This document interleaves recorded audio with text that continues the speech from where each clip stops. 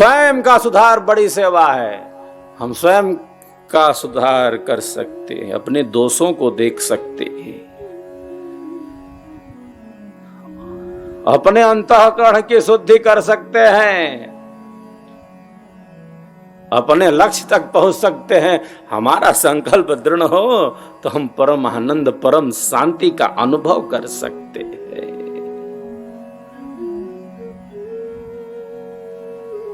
ऐसे लोगों की योगी उपेक्षा कर देता है, घृणा उनसे भी नहीं करता। कोई घृणा किससे करेगा? अरे उसमें भी परमात्मा है ना, तो किससे घृणा करेगा? आत्मवत् सर्वभूतेषु ततो न विजिगुप्सते। वो सबके भीतर उसी आत्मा को देखता है, तो घृणा किससे करेगा? भले खराब हो तो है खराब, उसमें आत्म तत्व है कि नहीं, उसमें परमात्मा तत्व है कि नहीं, है, उसमें स्थित है। भले उसका मन जैसा हो, उसकी बुद्धि जैसी हो, उसका चित्त जैसे भरा हो कूड़ा करकट से, अहंकार की जो स्थिति है तो है, आत्मा नहीं है उसके अंदर, उसके भीतर आत्म तत्व नहीं है, उसके भीतर परमात्म तत्व है कि नहीं है। मन जैसा भी हो, खराब से खराब हो या जैसा हो, घृणा नहीं कर सकते। क्यों? क्योंकि उसके भीतर आत्म तत्व है, परमात्म तत्व है। आत्मवत् सर्वभूतेषु ततो न विजिगुप्सते। किसी से घृणा नहीं करता। क्यों? सबके भीतर उसी आत्मा को देखता है, वो सब जगह वही दिखता है। कण कण में नहीं, कण कण ही है वह, और है कुछ क्या उससे भिन्न।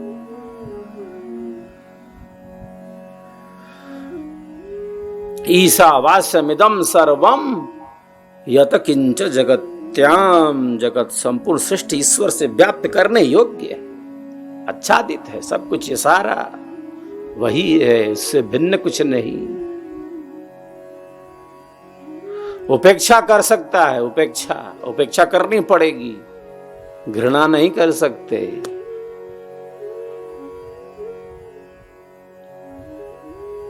क्योंकि मन की ऐसी स्थिति तो है नहीं कि आप किसी के साथ रहकर अपने आनंद में रह जाओ। ऐसा आप कर सको तो ठीक है भाई, आपका मन इतनी उच्च स्थिति में है। संगति अपना असर दिखाती है। उन सबों के मध्य में रहते हुए आप अगर अपने आनंद में हैं तब तो ठीक है, ऐसी उच्च स्थिति में है कि कोई असर नहीं पड़ रहा, आप स्वयं में स्थित हैं, अंतःकरण की ऐसी स्थिति है, तब दुष्टों के साथ भी रहने में आपत्ति नहीं। लेकिन ऐसी स्थिति है क्या? संगति अपना असर दिखाती है। भौरा गुलाब में है, वो फूलों के रस ले रहा है, और जो गुबरीला कीड़ा है गोबर में है, उसी बागीचे में। जो जैसा है वैसा है, आप कुछ नहीं कर सकते, हम कुछ नहीं कर सकते। गुलाब का फूल है तो फूल है, वो सुगंधी दे रहा है, गोबर के पास भी रख दो कोई तो सुगंधी देगा, चीनी के बोरे के पास रख दो तो सुगंधी देगा, तो देगा, अपना प्रकाश देगा। पृथ्वी पर अशुद्ध से अशुद्ध स्थान के जल को, पृथ्वी पर अशुद्ध से अशुद्ध स्थान के जल को सूर्य की किरणें शुद्ध कर देती हैं। वो किरण अशुद्ध होती है क्या? वो किरण अशुद्ध होती है? अशुद्ध से अशुद्ध स्थान के जल को वो किरण जैसे शुद्ध बना देती है, अपने जैसा बना लेती है। अग्नि का कार्य है शुद्ध करना, पवित्र करना, अपने जैसा बना लेना। अग्नि का काम है प्रकाश फैलाना, अपने जैसा बना लेना। हमारे में वो अग्नि तत्व कितना है ना? हमारे पास वैसी शक्ति है? हमारा चित्त कहाँ है? हमारा मन कहाँ है? हमारी बुद्धि कहाँ है? हमारे विचारों की स्थिति कहाँ है, कैसी है? ये बात है ना। तो सबका अंतःकरण है अपना, और सब उसमें स्थित है। योगी के अंदर उपेक्षा का भाव है। लोक व्यवहार में जो पाप कर्म निंदित कर्म में है उनसे भिन्न है वो। संगति उसकी सत्संगति है। श्रेष्ठ जनों की संगति है, सबकी अपनी संगति है, सब अपनी संगति ढूंढ लेते हैं। सबको जहां रस मिलता है वहां पहुंच जाते हैं, जहां प्याला मिलता है वहां पहुंच जाते हैं। उनके अंतःकरण के हिसाब से है। मुदिता का भाव होता है, प्रसन्नता का भाव योगी के अंदर। श्रेष्ठ जनों महापुरुषों के प्रति प्रसन्नता का भाव होता है। जिन महापुरुषों ने अपने आत्मा के अंदर उस अनंत आनंद को प्राप्त किया, श्रेष्ठ महापुरुषों के प्रति उसके मन में बिल्कुल प्रसन्नता मुदिता का भाव होता है, प्रसन्न हो जाता है। कल्याण का पथ और क्या है? महापुरुषों का बताया पथ ही तो कल्याण का पथ है। योगी का यह जो लोक व्यवहार है महापुरुषों के प्रति, उसकी भावना बड़ी शुद्ध होती है। जिन्होंने परम सत्य का साक्षात किया, उस पथ पर गतिमान रहने के प्रति वह चैतन्य होता है, और ऐसे महापुरुषों के प्रति उसके मन में प्रसन्नता का भाव होता है, चित्त में प्रसन्नता का भाव रखता है। उनको देखकर अपने जीवन को आगे बढ़ाने की सतत सहज प्रेरणा प्राप्त करता रहता है। श्रेष्ठ जनों से सीखने का ही प्रयत्न करता है। दूसरे के अच्छे से अच्छे गुणों को ग्रहण करने का प्रयत्न करता है, अपने अंदर जो दुर्गुण है उसे दूर करने का प्रयत्न करता है। दूसरे से बुराई नहीं लेनी, दूसरे से अच्छाई लेनी है। जहां से मिल सके वहीं से ले लेनी है। बुराई अपने अंदर देखता है, वो देखता क्या है? दूर कर देता है। अपने दोषों का निरीक्षण करता है, अपने विचारों का निरीक्षण करता है। हर क्षण हर पल जैसे सतर्क और सावधान रहता है। योगी का यह लोक व्यवहार है, साधक का, आध्यात्मिक पथिक का। योगी ही उपयोगी है, योगी ही उपयोगी है, क्योंकि वह स्वार्थ में नहीं है। देश समाज राष्ट्र विश्व के लिए कौन उपयोगी है? जो योग में स्थित है, जो सबके हित का चिंतन करता है, जो सबके सुख का चिंतन करता है, जो सबके दुखों को दूर करने का प्रयत्न करता है। दुखी का दुख कैसे कम हो इसका चिंतन करता है। दुखी को और दुखी नहीं बना सकते, वो खुद भी दुखी नहीं होता, करुणा का भाव रखता है। इसका दुख कैसे कम हो सकता है ये चिंतन करता है। वो खुद दुखी नहीं हो जाता, उसके दुख को देखकर उसको और दुखी नहीं बना देता। ऐसा कुछ हो जैसे उसका दुख कम हो, खुद भी नहीं दुखी होना, न उसको और दुखी बना देना। वो तो पहले से दुखी है, उसका दुख कैसे कम हो सकता है, ऐसा कार्य करता है। दुखी को और दुखी नहीं बना सकते, पीड़ित को और पीड़ा नहीं पहुंचा सकते। उसका दुख कैसे कम हो सकता है, कम करना चाहिए, खुद दुखी हुए बिना। योगी का यह लोक व्यवहार है। योगी का यह लोक व्यवहार है। जीवन बोझिल न बने, उसका दुख हमें बोझा न दे दे। जीवन बोझिल न बने, जीवन आनंददायी बने। हताशा निराशा कुंठा में न चला जाए, जीवन आनंददायी बने। ईश्वर आनंदमय है, प्रभु प्रेममय है। रसो वै सह आनंदो ब्रह्मेति बेजाना। दुख नहीं चाहिए, क्यों? क्योंकि परमात्मा में दुख है क्या? दुख नहीं है। दुख कहां है? जहां दोष है। परमात्मा में दोष है कि दुख है? दुख कहां है? जहां दुर्गुण है वहां दुख है। दोष कहां है? जहां अनियंत्रण है, असंयम है। जहां अज्ञान है वहां दुख है। परमात्मा में दुख नहीं है, दुख नहीं है। दुखों से निवृत्ति चाहिए, दुखों से निवृत्ति चाहिए, दुख नहीं चाहिए। क्यों नहीं चाहिए? क्योंकि परमात्मा ही आनंद स्वरूप है, रसो वैसा। समाधि सुसुप्ति मोक्षेश ब्रह्म रूपता। समाधि में दुख है, गाढ़ी नींद में जब सो रहे थे तब दुख था। सुसुप्ति में, गाढ़ी नींद में कोई दुख था, कोई चिंता? मैं तू तेरा मेरा यहां वहां कुछ था? ईर्ष्या द्वेष घृणा? गाढ़ी नींद में ये रहेगा तो नींद आएगी, मन निश्चेष्ट होगा तो मन में चल रहा है यही सब केवल। सुसुप्ति में दुख नहीं है। क्यों नहीं है दुख सुसुप्ति में? क्योंकि मन निश्चेष्ट हो गया, दुख नहीं है गाढ़ी नींद में। समाधि में दुख है, समाधि में दुख नहीं है। परमात्मा में दुख है? बिल्कुल भी नहीं, लेस मात्र भी नहीं। आनंद ही आनंद है, आनंद ही आनंद है। जीवन बोझिल न बने, जीवन आनंदायी बने। योगी का यही लक्ष्य है। क्रमशः शक्तियों का विकास होता है। तो योगी का जो लोक व्यवहार है वो मैत्री, करुणा, मुदिता और उपेक्षा के साथ है। मैत्री किससे है? संगति किसके साथ है? जिस पथ पर वो है, संगति उसकी श्रेष्ठ संगति है, सत्संगति है उसकी।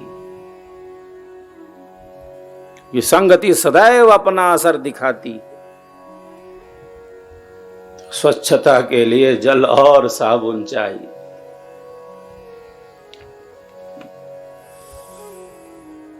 सत्संगति का जल हो और ज्ञान का साबुन हो, तभी स्वच्छता है अंतःकरण की। विषयों से, अनियंत्रण से हमारे अंतःकरण पर कितना छाप पड़ा है हमारे कर्मों के द्वारा। हे मन, तो काम और क्रोध में पड़कर कब तक जीवन के लक्ष्य से दूर रहेगा? सत्संगति का जल तो चाहिए। मन को दिशा देने के लिए अवगुणी को सद्गुणी बनाया जा सकता है सत्संगति से।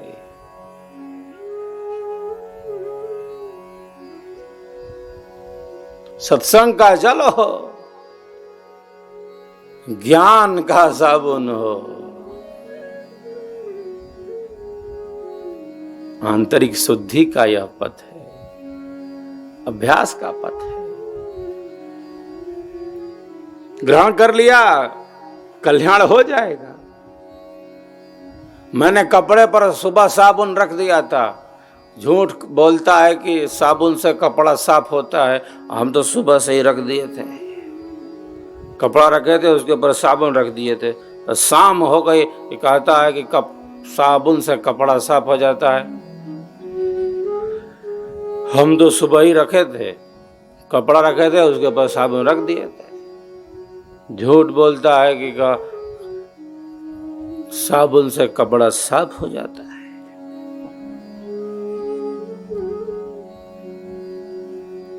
हमारे पास उसका अनुभव कितना है, अभ्यास कितना है। जो है उसका अनुभव करना है, जो है उसको जानना है, जो प्राप्त है उसका अनुभव करना है, जो प्राप्त है उसका अनुभव करना है। जो ज्ञान है जो सिद्धांत है वह क्रिया के लिए है, क्रियात्मक उपयोग उसका। ब्रह्म विद्या दो भेद है, तत्व ज्ञान अभ्यास। प्रथम बोध तत्वन करे, प्रथम बोध तत्वन करे, अंतर भेद समाज।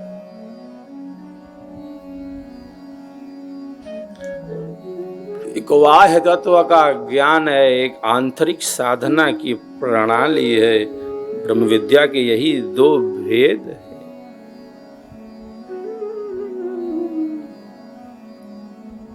ज्ञान का साबुन और सत्संगति का जल हो, जल शुद्ध करता है, ज्ञान पवित्र करता है,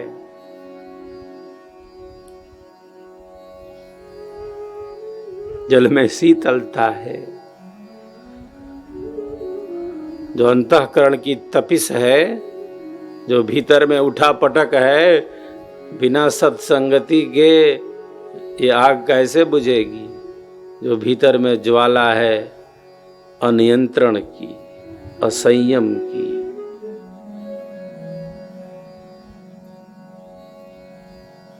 तो सत्व का विकास, सात्विकता में स्थिति, रजस कम से कम और तमस से बिल्कुल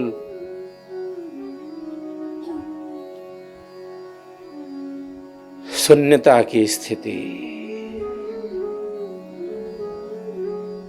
सबका अपना एक अंतःकरण है और उसी अंतःकरण के अनुकूल उनकी स्थिति है।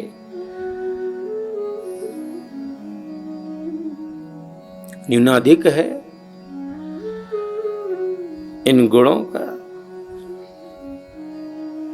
जिनका सत्व बिल्कुल कम से कम है और रजोगुण बढ़ा है तो उनकी स्थिति बड़ी विचित्र है। तमस की अधिकता है।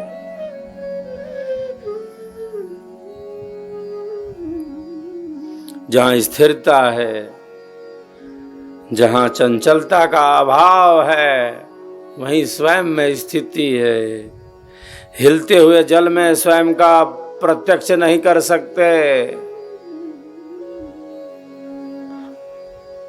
शीशा गंदा है या कोई हिला रहा है सामने से, चेहरा दिखाई नहीं देगा। कांच जो है वो सांच है, बाह्य रूप को प्रत्यक्ष कर देता है। ये जो कांच है वो सांच है जैसे दिखा देता है, लेकिन उसमें कंपन है तो दिखाएगा। वो कांच जो सांच है हिल रहा है तो चेहरा दिखेगा। गंदा है तो दिखेगा, वो सांच है तो। वो कांच जो सांच है उस पर आवरण आ गया है, उसमें कंपन आ गया है, वस्तु का प्रत्यक्ष नहीं करा रहा। वो स्थिरता चाहिए, सुचिता चाहिए, तब वस्तु का प्रत्यक्ष होगा। जो वस्तु जैसी है उसका अनुभव होगा। ऐसे नहीं बहे जा सकते। नदी में लकड़ी के टुकड़े की भांति नहीं बह सकते। तो क्रमशः हमारी शक्तियों का विकास होता है। यह पथ गतिमान रहे, यह सेवा भावना, यह सत्संग का पथ, यह साधना का पथ गतिमान रहे। सत्संगति क्या क्या नहीं करती है।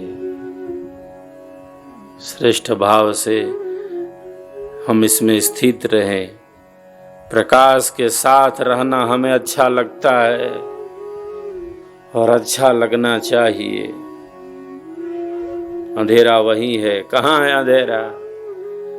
जहां प्रकाश नहीं है, अंधेरे का कोई अस्तित्व नहीं। प्रकाश का अभाव ही अंधेरा है।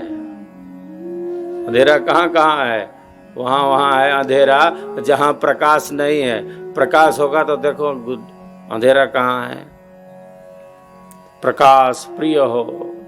निरंतर यह प्रकाश का पथ, प्रेम का पथ, शांति का पथ, सहजता का पथ गतिमान रहे।